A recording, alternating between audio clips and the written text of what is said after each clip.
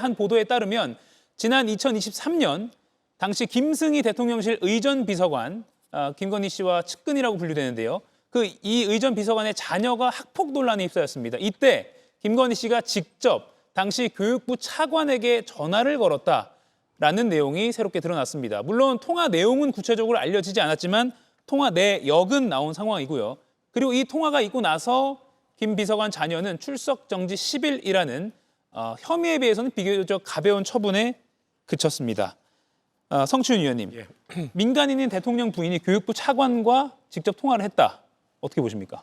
일단 통하는 게 자체가 말이 안 되는 것이고요. 그리고 내용, 아까 말씀하신 것처럼 내용은 나오지 않았지만 내역은 일단 검증이 된 건데 김승희 비서관, 의전 비서관이 어떤 사람입니까? 사실 이 비서관에 임명됐을 때부터 대체 어떤 사람이냐? 왜냐하면 첫 번째로 공직을 맡았던 게 대통령실 의전 비서관이었던 것이거든요.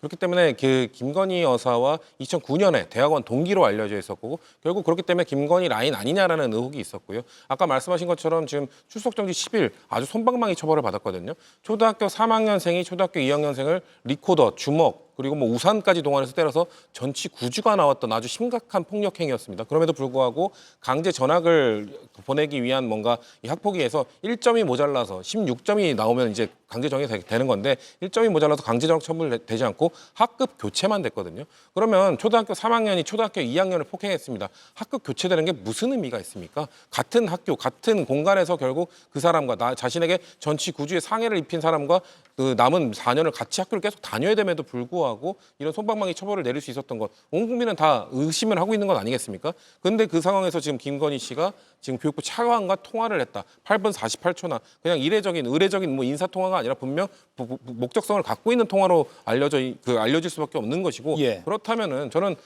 이거 뭔가 압력이 작용했다는 거는 저는 합리적 의심이라고 생각합니다. 물론 이거에 대해서 지금 증거는 나오지 않았습니다만 예를 들면 저는 그럼 학폭위 위원들 중에 뭔가 연관성이 있는 사람은 없는지 이런 것까지 다 조사를 해봐야 되는 상황이라고 생각합니다. 예, 김기경 의원님, 대통령실 근무를 하셨었으니까 이거 여쭐게요. 그냥 단순하게 질문 드리면 대통령 부인이 교육부 차관과 8분가량 통화를 했다.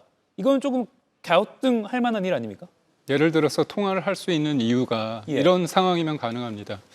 김건희 여사가 이제 실질적으로 행사를 뛸 수 있지 않습니까? 예. 그 행사의 성격상 교육부와 관련된 행사다. 그렇다면 교육비서관 그쪽이랑 그다음에 또 현장에 또 교육부 관계자들이 나오지 않습니까?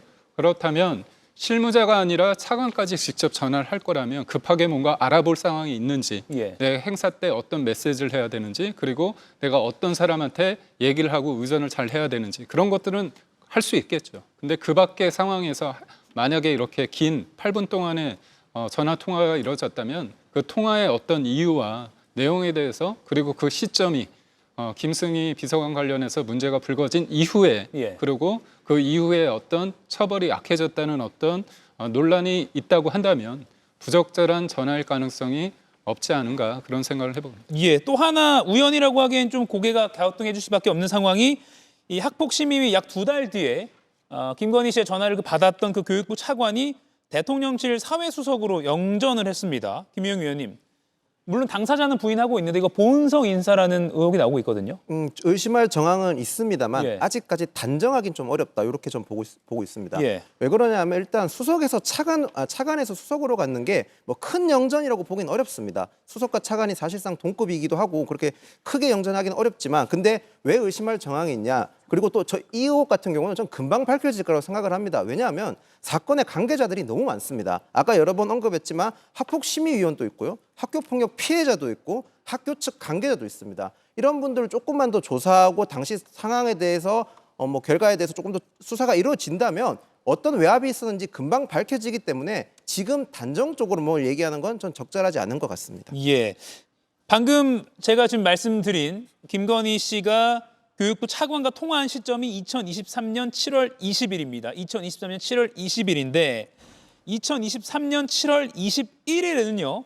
김건희 씨의 모친 최은순 씨가 법정 구속을 당한 일이 있었습니다. 그래서 이날도 대통령의 참모라고 불릴 수 있는 주진우 법률비서관 그리고 이시원 당시 공직기강 비서관과도 김건희 씨가 통화한 내역이 확인됐습니다. 딱 그 무렵입니다. 교육부 차관과 통화했던 그 무렵입니다. 우연히 계속 겹치고 있는 것 같아요. 우연이 아니죠. 필연이죠. 예. 그렇다면은 이 경우에는 최은순 장모가 사실은 2심에서 법정 구속이 됐는데 1심에서는 방어를 잘했어요. 그랬기 때문에 2심에서도 내가 구속되지는 않겠구나라는 생각을 갖고 있었을 텐데 사실은 예상치 못하게 이렇게 구속이 되면서 지금 윤석열, 김건희 부부한테 난리가 난 거죠. 그렇기 때문에 비화 폰이 이날 상당히 불이 났다. 그런 면에서의 보도가 쏟아지고 있는 것이라고 보이는데요. 특히 김건희 씨와 윤석열 씨가 동시에 같은 시간에 변호인단과 그리고 이 김건희 씨의 오빠 그리고 이시우 그리고 주진우 비서관한테 계속해서 반복해서 수차례 연락하는 보도들이 있지 않습니까? 예. 결국에는 측근의 비리나 불법에 대해서는 어떻게든 권력을 이용해서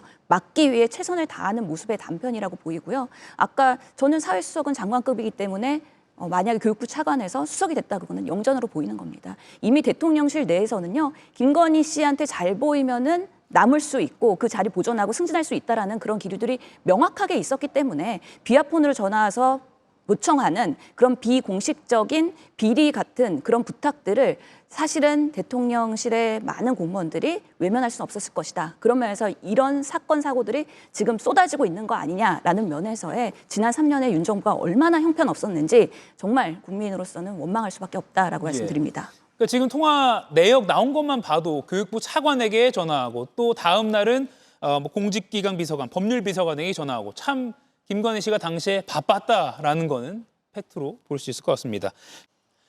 이가혁 라이브를 시청해 주셔서 고맙습니다. 이가혁 라이브는 평일 오후 5시 TV와 유튜브로 실시간으로도 함께 하실 수 있습니다.